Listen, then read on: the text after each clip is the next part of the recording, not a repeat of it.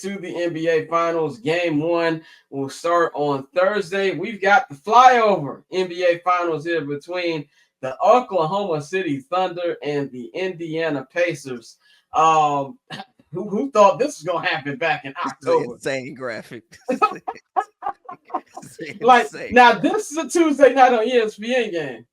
Yes, This is a yes. Tuesday night on ESPN game.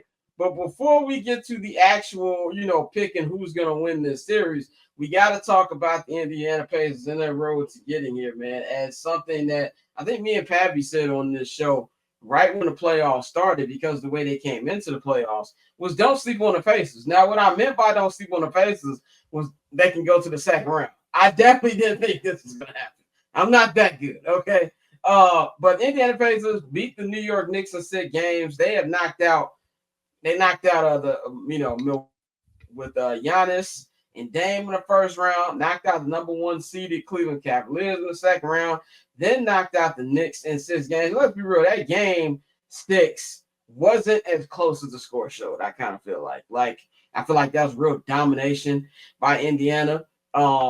And now they're in the NBA Finals, man. Pascal Siakam was the Eastern Conference Finals MVP, the Larry Bird Trophy. That was that year when they just started giving every star a trophy. You know what I'm saying? As much as I love Michael Jordan, he don't even have the most MVPs of all time. If there's anybody you're gonna name out the MVP, it would probably be Kareem Abdul-Jabbar. But whatever. For argument purposes, I'm glad they did it. But he was the MVP, and it was kind of like, if you look at a good series for people who left the Raptors.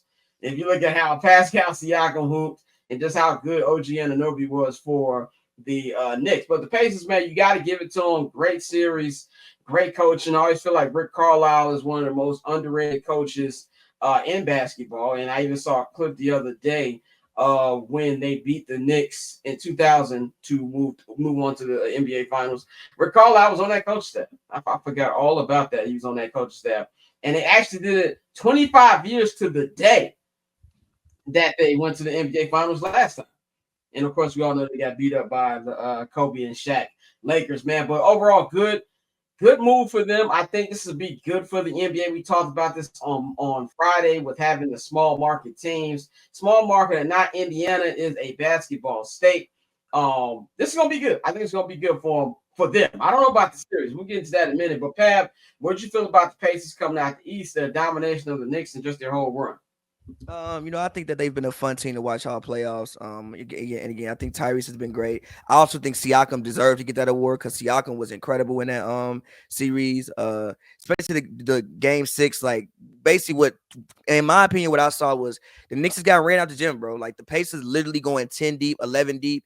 Like Mathurin, I think in game 6 didn't even really play for real, and like he was instrumental in some of the other games. Like they have so many guys that can step up and make a play and make something happen. And yeah, they are consistently up and down the court. And I thought New York just at one point just got tired, bro. I was seeing plays where they were getting fast breaks off made baskets, which should never happen. Like they would make a basket, Tyrese taking the ball out, lobbing the ball down court to Siakam for like an easy layup. So yeah, I just think that the way they play basketball, is beautiful, and they've been great this whole playoff run. Like I think that we kind of expect them to get past Milwaukee, especially like once we realized that Dame wasn't going to be there, things of that nature. But again, I think the run has been incredible. I think it's good for the league, and yeah, man, I'm excited to watch this finals. Tosin, man, I know you were in New York. You live in New York, so you have like a pulse of what was going on. As we've been saying on the show the last couple of weeks, that Knicks fans didn't deserve to move. I didn't want to live in a world where the New York Knicks win the NBA Finals. I think that it's safe to say that Halliburton has passed Trae Young as far as the hate rankings for New Yorkers now. I think so too. I mean, the funniest shit was seeing somebody on Twitter post somebody out in Brooklyn with a Ronnie Turioff jersey. I'm like, that's what y'all get. Y'all just wearing a Ronnie Turioff jersey is nasty work, and sitting on the sidewalk crying is nasty work. But I mean, I'm happy for Halliburton. I mean, he's been a really good player like these last couple of years, and he's finally become like a star now, and he's taken this team with Siakam to the finals. So it's really, really nice to see that. Also, Siakam is the greatest Cameroonian basketball player to play basketball, by the way. Not that other dude in the field. Absolutely. Absolutely. But no, it's all jokes aside. I mean, it's great for basketball. These are two really good teams, and like I think the thing is about these two teams, they got a lot of options. Both Oklahoma and Indiana, they got really really deep benches. They're going 10, 11 deep with players, and it's just like, yo, who is this random ass player? The only thing I don't like is there's too many Canadians on the court, man. There's way too many Canadians, but it is what it is. Yeah, we gotta stop the amount of Canadians on the court until they agree with the 51st state. No, I'm fucking around. But there's a lot of them on the court. But to me, one thing I came out is I was like, the Raptors just should have paid Pascal Siakam. Like, No, they shouldn't. They should. Explain to me why they should have paid, especially after they traded for Brandon Ingram. I mean, to do what though?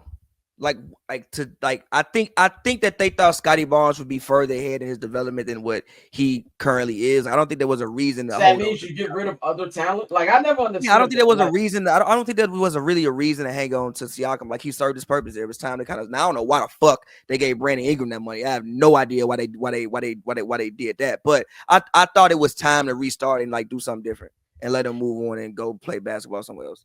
I mean, but here's my problem there also, because I was watching the Hoop Collective pod this morning, and Windhorst and was saying how he expects Toronto to be active, and then he was saying himself, like, if you're gonna try to get other talent, I don't understand that just because I have a young talent, I get rid of this other talent. Like, if Pascal was like 31 or something, it makes sense to me. He's like 30. He's 30 already. I think this nigga's like 27 or something. Nah, he got to be older than 27 years old, bro. He's 31. Yeah, he's 31. Oh, well, that's what I said. I thought this nigga was like 26, 27. Also, I don't think you get this version of Siakam with the Raptors. I think like he's just a perfect player to plug and play to put in this system because he is a transition guy. They don't really run many plays for him. Like, everything he gets is kind of just like, I mean, shit, just get it off the muscle. Like, it's not like they really running straight sets for him. So I don't think you even get the version of Siakam that you're seeing right now if he's playing with the Raptors. I just think he's in a great situation to bring out his best. Bang, what's your take on these Pacers, man? Pacers getting to the NBA Finals once again. The Pacers just seems like a perfect team for stuff like this. Like, I'm not saying they're gonna win the title, but they do remind me of those that Houston Rockets never underestimate a heart of a champion team. Like, the only thing they don't have is Hakeem Olajuwon. But they have enough. The only thing they don't have is a 7 foot. Yeah, they just don't have a 7 foot player. But they got all of the players that make that go. Like, I don't want to say they're a whole bunch of role players because I don't consider Halliburton or Siakam role players. I heard somebody say on Russillo pod, it's the best thing I heard about the Pacers. They're the AAA version of the Thunder. They are the AAA version of the Thunder. They're like right before you made the major leagues. They're the triple league version of the Thunder. Only reason why I wouldn't put that, because after like what's that, Nesmith and the other dude, they're not. I would say that if they was like just as deep, but I don't even consider them just as deep as the Thunder or nearly, and that's gonna show because they're gonna lose in 5, maybe 5. Probably is going to be 4, but they are Hakeem Olajuwon away from being like that team. But they got a whole bunch of players that's coached right. Like, if there was ever a team where you could be like, yo, they just coached right, and if you get the right coach, you'll get X, Y, and Z. It is Rick Carlisle in this team. They're just coached right, and like when you look at that never underestimate a heart of a champion 6 seed Houston Rockets team, like, they were coached right. You had Hakeem Olajuwon, but they were always in the right place, hitting the right shot, making the right moves, and that's what I think the Pacers are. They're in the right place, in the right spot, making the right moves, scoring the right points with the right coach at the right time. I do agree. I do think a lot of teams are Hakeem Olajuwon away from a championship team. Catch I'm Not Gonna Hold You, hosted by Scott Lewis, every Monday and Friday at 5 p.m. Eastern, 2 p.m. Pacific, only on HMB Media and the Barbershop Network.